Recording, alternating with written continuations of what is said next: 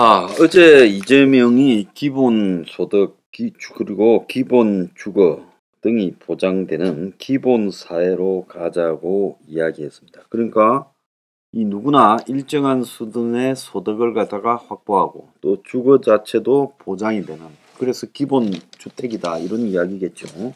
자, 그리고 4년 중임을 이야기하고 법인세, 종부세 또 그 인하를 반대하고 민영화를 반대하고 계엄특위를 언급을 했습니다. 자, 이재명이 좋은 사람이든 아니면 부패한 인물이든 상관없이 자기의 주장을 할 자유는 있습니다. 그런데 우리가 이재명이 말한 기본사회, 인간의 기본적인 삶의 조건을 보장해주는 사회를 갖다가 이야기를 하는데요. 그는 기본소득을 이야기하다가 이제는 기본주거, 기본금융 등을 주장을 하면서 자신의 이 기본, 베이식이라는 부분에서의 인간의 조건을 보장해주는 주장들을 넓혀가고 있어요. 그래서 기본소득, 기본주거, 기본금융, 기본의료, 기본복지, 기본에너지, 기본통신 등 우리 사회 모든 영역에서 국민의 삶의 기본적 조건이 보장되는 사회 시스템으로 바꾸어 가야 된다. 우리의 미래는 최소한의 삶을 지원받는 사회가 아니라 기본적인 삶을 보장받는 사회로 가야 된다. 국가가 나서서 소득, 주거, 금융, 에너지까지 보장해 줘야 된다. 이렇게 주장을 했어요. 자, 이 주장 이렇게 할 수는 있어요. 야당은 뭐 기본이 없는 연설이다, 돈 뿌리자는 말만 했다 이러는데, 저는 이재명에게 이제 이 문제를 제기하고 싶습니다. 전에도 제가 이 비슷한 이야기를 한 적이 있는데, 사람은 누구나 자기가 평소에 이렇게 살아올 때 원칙을, 작은 원칙이라도 지키는 사람이 크게 됐을 때 그 원칙을 지키는 겁니다. 자, 자기가 이렇게 낮은 직위에 있을 때는 지 마음대로 도둑질을 해먹고, 자기가 대통령이라는 한국의 최고 높은 지위에 갔을 때만 기본 주거를 한다? 그건 아니지 않습니까? 근데 이재명이 성남시장으로 있었는데, 저는 솔직히 말하면 기초단체장, 뭐 시장, 군수 이런 거는 크든 작든 시켜줘도 안 하겠습니다. 저는 그런 생각으로 살아온 사람이에요. 그런데 어쨌든 성남시가 밑에 국까지 안고 있고, 그래서 상당히 큰 시고 인구가 한 100만이 되는지 모르겠습니다. 자, 그런 성남시의 시장으로서 이재명은 상급 기관의 모든 부분들을 깔아뭉개고 야당 시장이었지만은 지 하고 싶은 대로 다 했습니다. 그러지 않습니까? 이재명이 시장을 하는 2010년부터 2018년까지 중에 뒤에 1년 반 빼놓고는 이재명이가 완전 야당 시장이었고, 또 문재인이 됐을 때도 이재명이가 뭐 여당 시장이라고 보기도 어려운 처지였어요.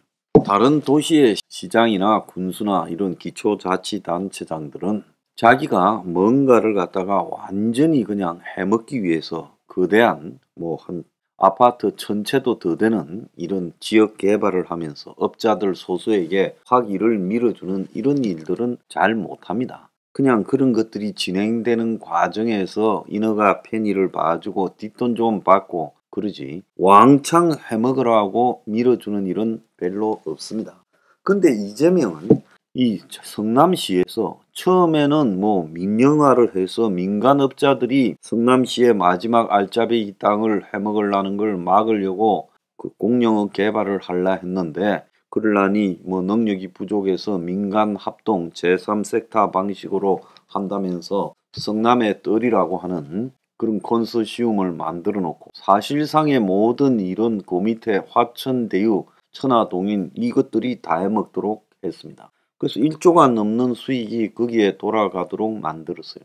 자, 그런데 이재명은 그 공사를 하기 전에 대장동 개발의 당위성을 설명을 할 때 뭐라고 하고 다녔는가 하면, 판교의 노동자들이 1100만 원대에 누구나 아파트를 소유할 수 있게 해주겠다. 그래서 대장동 개발을 한다 했습니다. 그 이재명의 말대로 됐다면요, 오늘날 이재명이 거기서 한 발 더 나가서 원가에 가까운 아파트를 넘어서 또 기본 주거를 이야기하는 진정성을 믿을 수 있는 겁니다. 그런데 이재명은 그래놓고 그쪽의 아파트 분양이 어떻게 되었습니까? 최고 한 2600까지 분양이 가지 않았습니까? 그래서 원가 아파트는커녕 그것보다 2배 가까운 가격으로 분양이 되고 2배하고도 훨씬 넘는 가격으로 분양이 되면서 1조 원에 가까운 초과 이윤이 이 소수에게 돌아가도록 했습니다. 그 과정에는 임대 아파트를 줄이고 용도 변경을 해주는 모든 일들이 포함됐죠.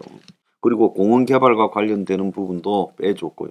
자, 그 다음에 백현동 관련해서도 이재명은 임대 아파트를 줄이고 용도 변경을 4단계나 상향하면서 해주었고, 그 앞에 위례 개발 관련해서도 이재명은 똑같은 수를 썼습니다.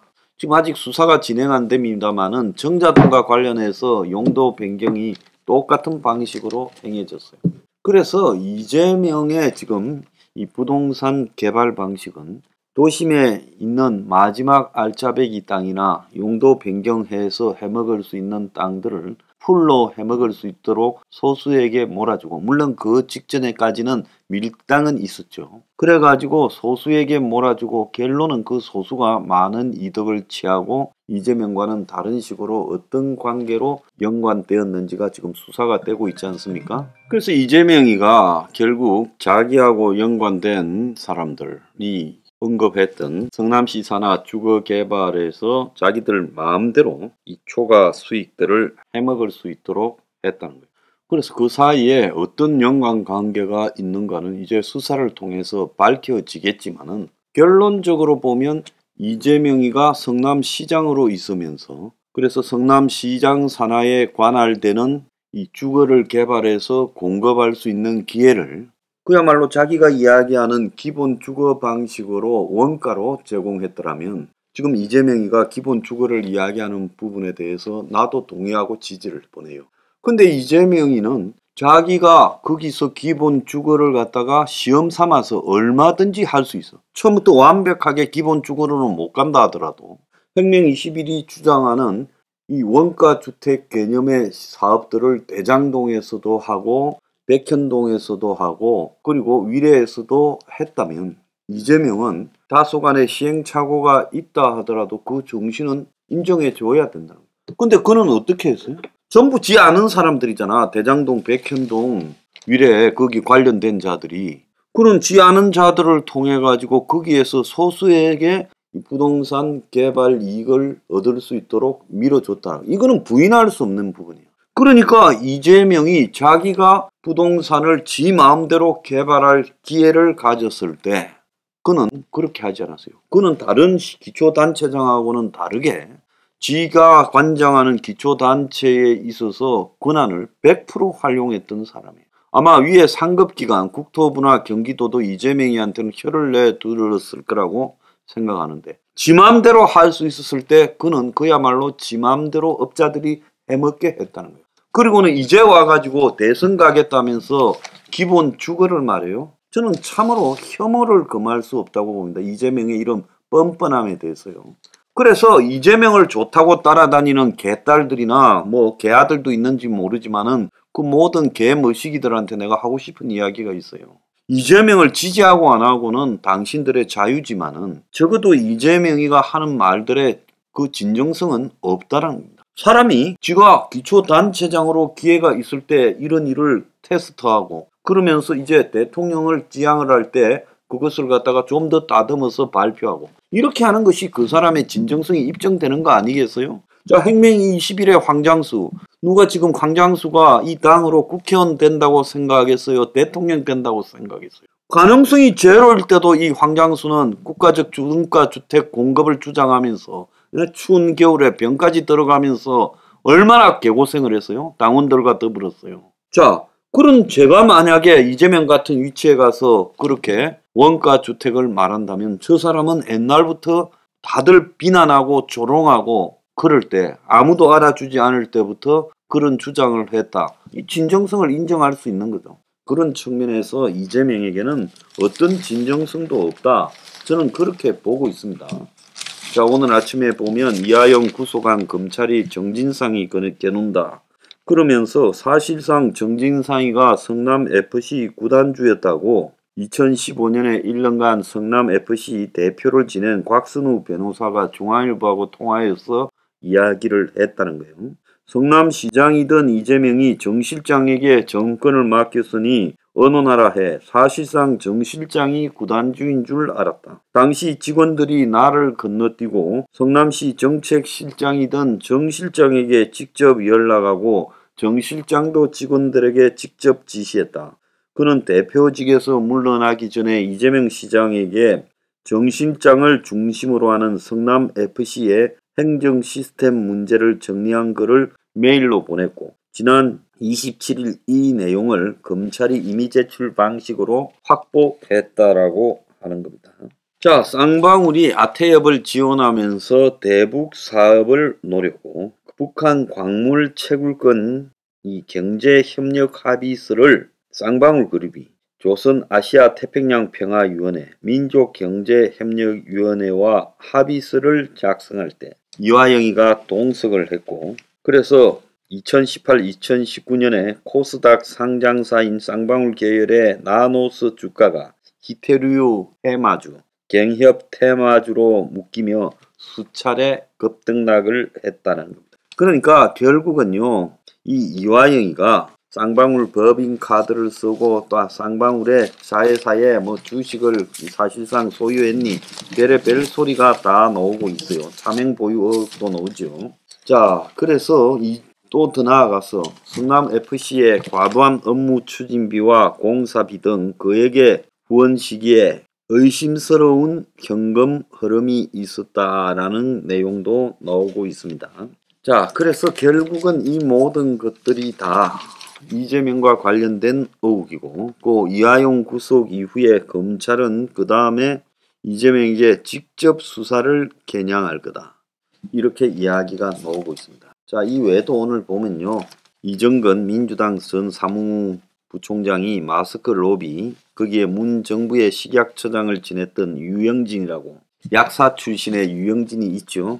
자, 그 사람이 도운 정황이 나왔다 그러고 또 최문순 전 강원지사가 알펜시아 매각 입찰 방해 혐의로 입건되었다. 이런 이야기도 나오고 있습니다. 자, 그래서 이재명이한테 하고 싶은 이야기는 그의 기본 주거, 그가 인간의 기본이 되어 있어야 기본 주거도 주장할 자격이 있다. 자, 이재명은 과연 그가 성남시장일 때는 다 해먹고 이제 와가지고 지금 기본 주거를 말하느냐, 제가 묻고 싶습니다.